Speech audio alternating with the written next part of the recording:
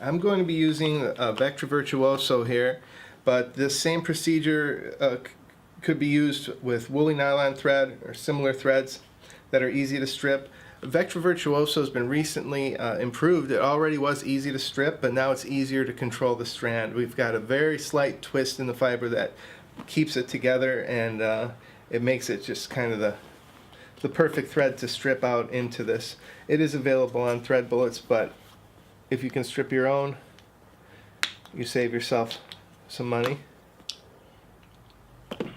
There's that one. And we have an empty spool here that we will put the Virtuoso on. Now what I've done, so I know how much I'm putting on, I've pre-measured about 25 feet just by measuring the height of my body. So I go 6 feet and I go back and I drop the spool back and forth 4 times, and another extra foot. We've got 25 feet on this spool. So I'm going to strip out the whole thing onto the hot rod spool. Well, we'll start out with attaching a piece of wax like before, and then attaching the end of our thread to the end of the spool.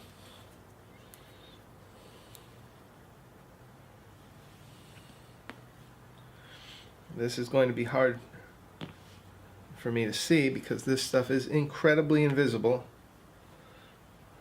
Unless something's changed in the world, this is still the most invisible thread that you can get your hands on.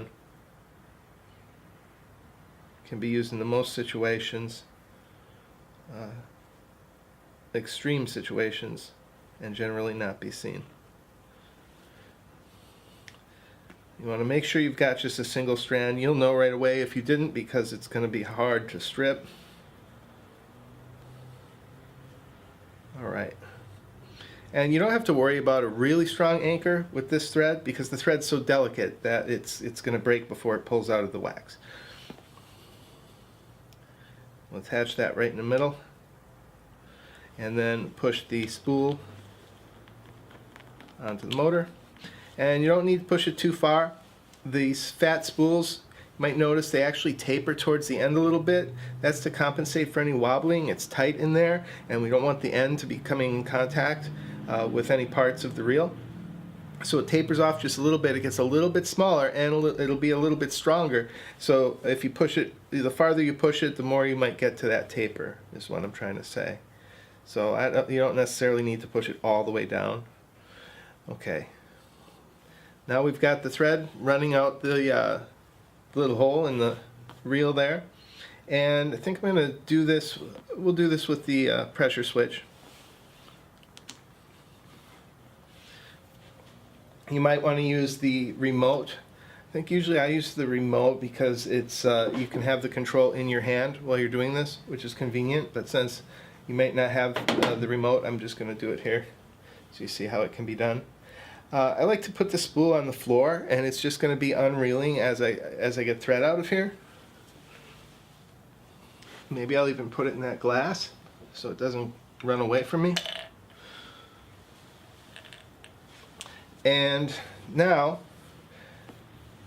we've got our thread here. I'm going to grab a piece of paper real quick. Okay, now you can see exactly what we're doing.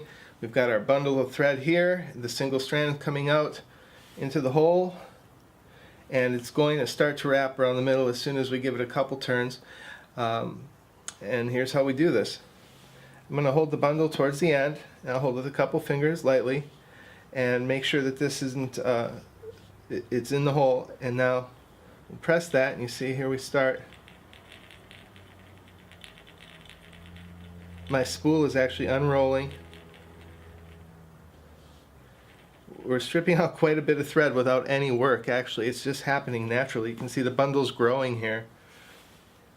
See if I can show you. It's getting a little bit tighter, but if I just wiggle this, it shouldn't break it because the tension is just right. Now what you don't want to do is pull hard against this coming in. I wouldn't suggest using the Virtuoso in ITR mode where you're pulling against it because it probably will break it. It is delicate, but it is gentle enough to work with it and retract it and do all the things that you normally do with the other modes of operation. So it's more comfortable for me to do it this way. So we're just going to do it that way. I'm getting a surprising amount out of here. I was going to show you a bit of a technique. I might get the whole 25 feet. Look at that. And I'm just kind of, I am pulling it, but there's no tension because it's stripping the whole time. And it's still unreeling in the glass and the floor.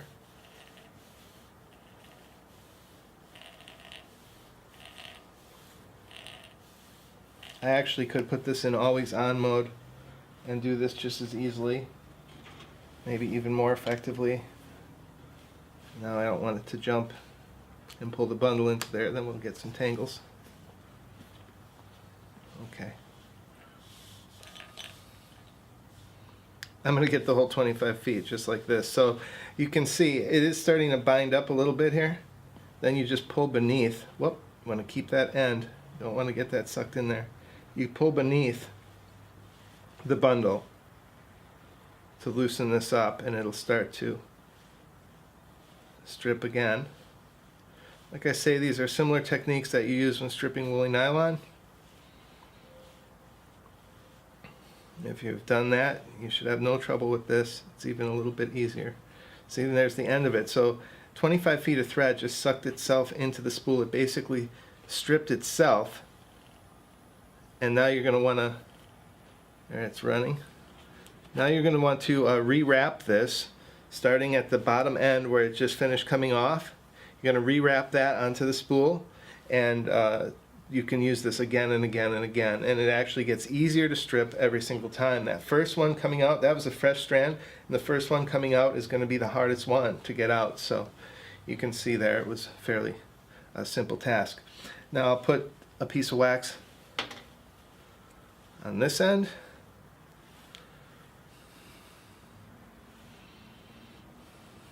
There's a brand new battery in here too, so this is about as strong as it's going to get. If you put a lithium battery in, you're going to get even more strength.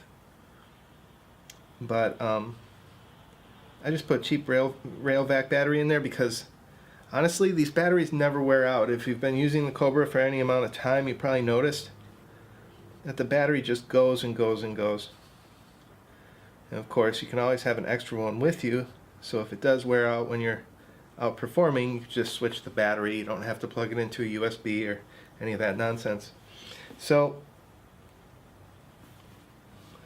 I'm just pulling that out because it looked like it went into two areas, and there it is. Now I don't like to let this come zooming in and snap, but if I just do that, it's not going to break it. It's very it's almost perfect for the Virtuoso. Let's see if I can break it from here. I think it might. Nope. Yeah, well, it did when I pulled it. Okay. So it's that easy to get the end. Again, I don't even have to see it. But that's how you get the spool threaded. And again, honestly, I'll sell you the thread bullets, but there's really no reason. For the same price, you get the spool, and that's could be a lifetime supply of thread depending on what you do with it. But there you go. That is actually a Vectra Virtuoso thread on the big spool inside your normal Cobra reel. We'll put it in always on mode, and you'll see that you can actually use that like a regular ITR. You have to be very careful with it, but it is the perfect tension to work with Vectra Virtuoso or any thread you want.